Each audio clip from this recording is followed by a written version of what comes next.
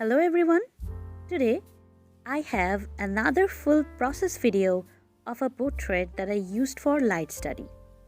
Light study is a very important thing in any kind of illustration, and sunlight is your best source for that kind of practice.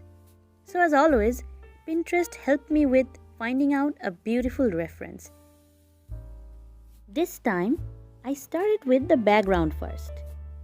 I usually don't do that, but I wanted to set the mood first.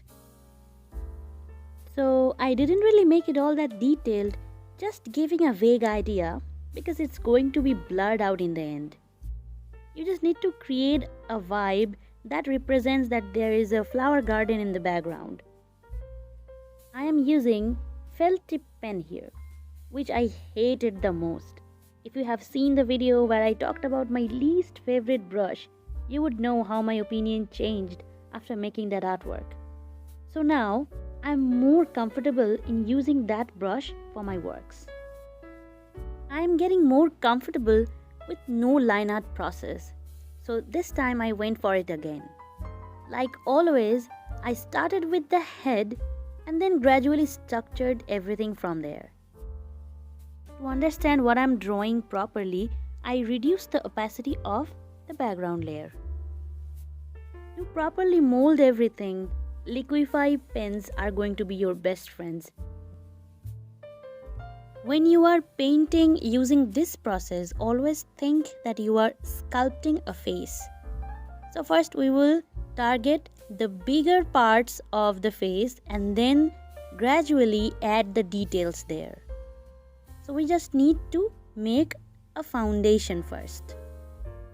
If you ask me how I choose my colors for painting, I would say I look at the reference very minutely. I try to analyze what the colors could be.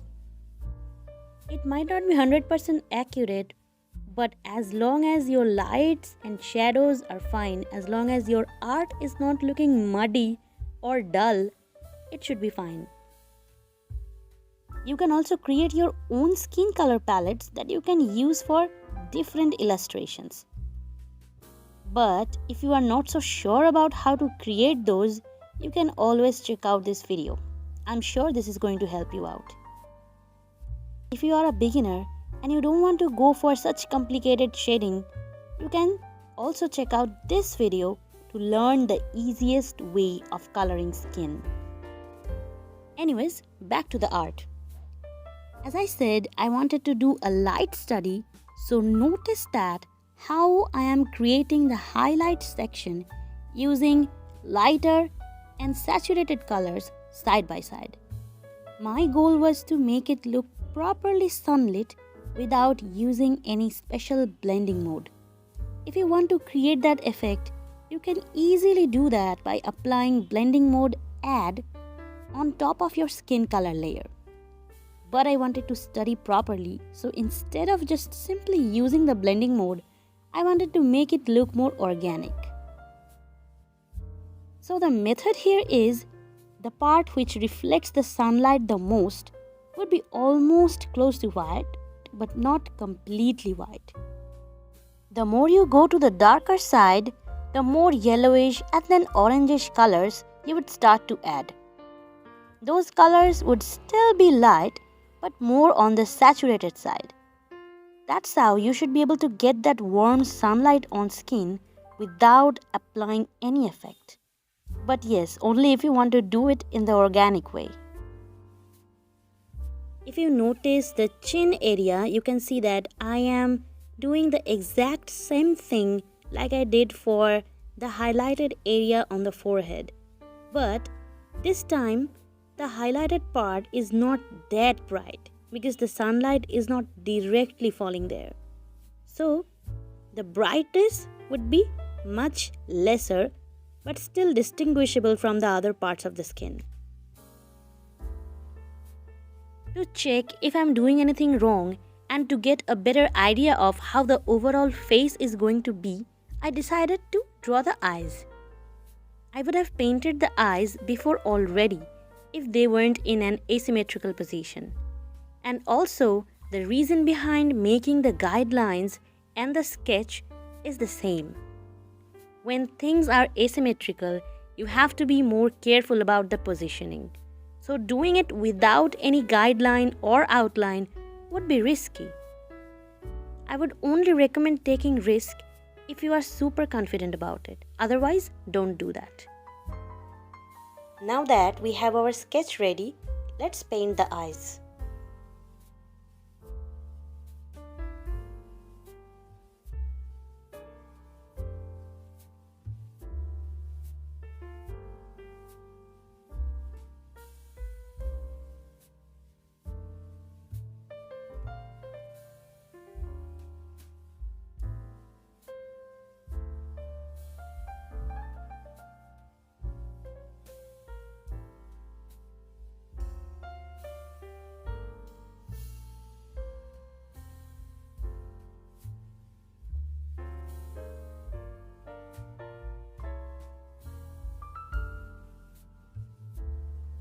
Even if you are confident with your anatomy and proportion, please, I'm going to say again, please flip your canvas.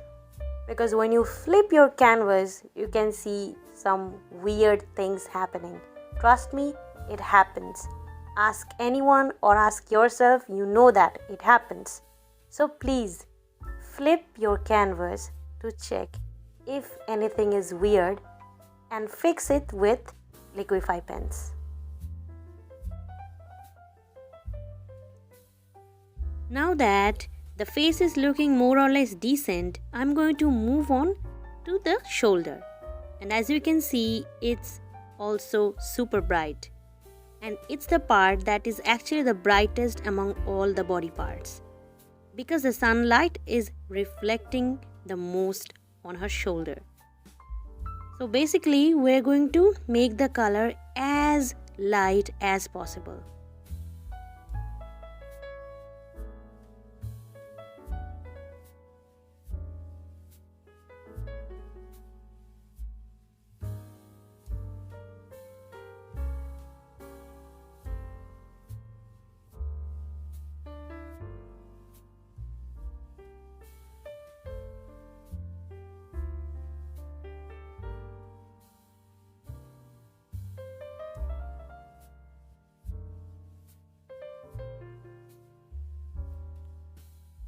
When you are painting the outfit, remember to make it desaturated and cold.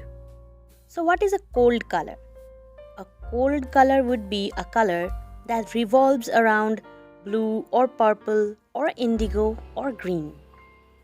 So to give the art more contrast, we can do it like that. Also remember, the more you desaturate a color, it becomes even colder. Of course, the sunlit area would be warm, but make the shadow colder, so everything balances out.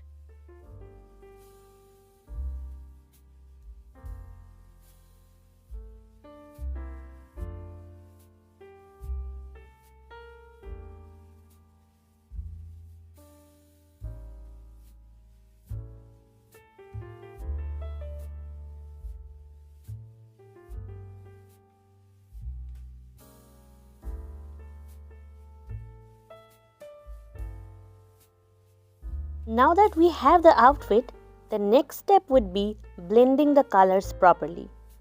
If you want to keep it the way it looks like, you can leave it at that. But if you want to blend it smoothly like me, then you can use your mixer brush or your regular brush and keep on blending till you are satisfied with it. And the key secret of blending things properly is changing the opacity all the time. Most of the time it should be on the lower side, and when you need to do a solid color fill, then only increase the opacity to maximum. I have plenty videos on blending colors and creating mixture brush. You can find them on my tutorial playlist. Now that we are more or less done with blending, check your portrait once again if everything is proportionate. If you feel there's something wrong with it, then make sure to fix it with liquify pen, just like I did here. Next up, we have Flower and leaves. I love looking at flowers. They are so pretty, so vibrant, but I absolutely don't like drawing them. They are just too complicated. Their structure is so difficult. And I hate drawing rose because it has so many layers to it. The more layers, the more complicated the shading is because there will be so many creases and curves and not all flower petals look similar.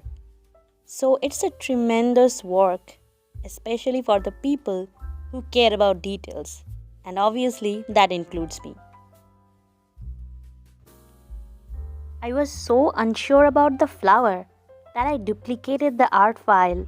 So if anything went wrong, I could have dropped the plan and just left the flower out of the picture. Before starting with the leaves, I decided to complete the background. So I added some more details to the vague background and then blurred it using lens blur.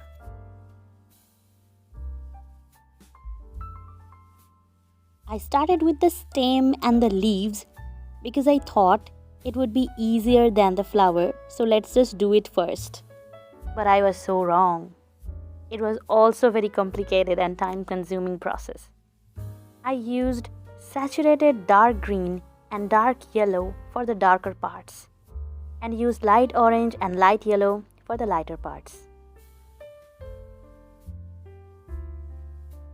Enjoy the painting process of this part because it's going to be time consuming. I hope you are patient enough for this. I'll get back to you when we will start painting the rose.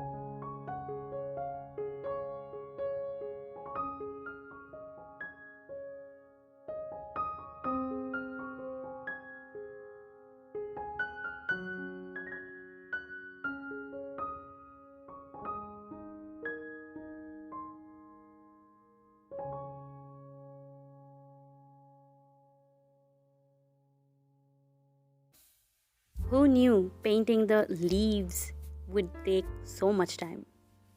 I didn't.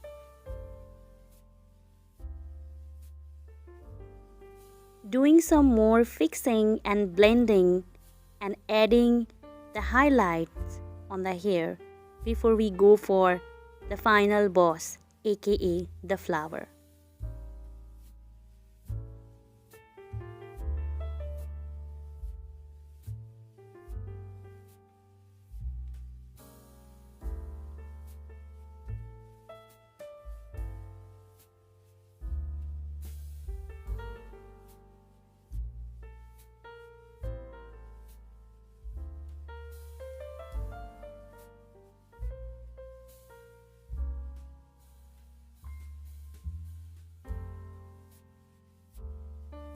The final boss is finally here.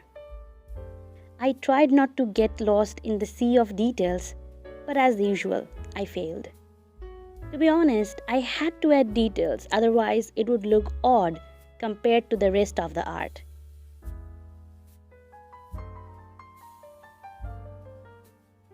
When it actually started to look like a rose, the happiness I felt is inexplicable. You guys have no idea how intimidated I feel when a flower is involved. So that was probably the most satisfying moment for me. Even if it did turn out to be a decent looking rose, I still don't feel relaxed when I draw a flower. Usually when I'm painting something, I feel super relaxed and it's just super therapeutic, except for flowers. I'm hoping that in future this mindset will change, and probably this is the first step.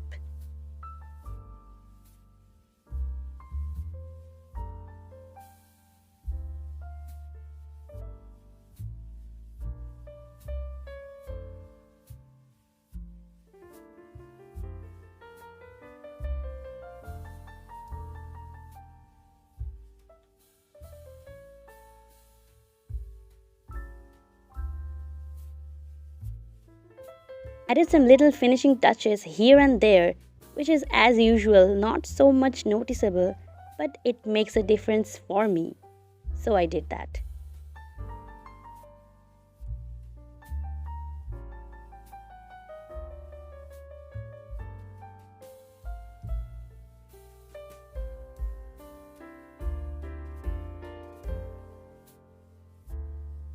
And we're almost at the end of the process.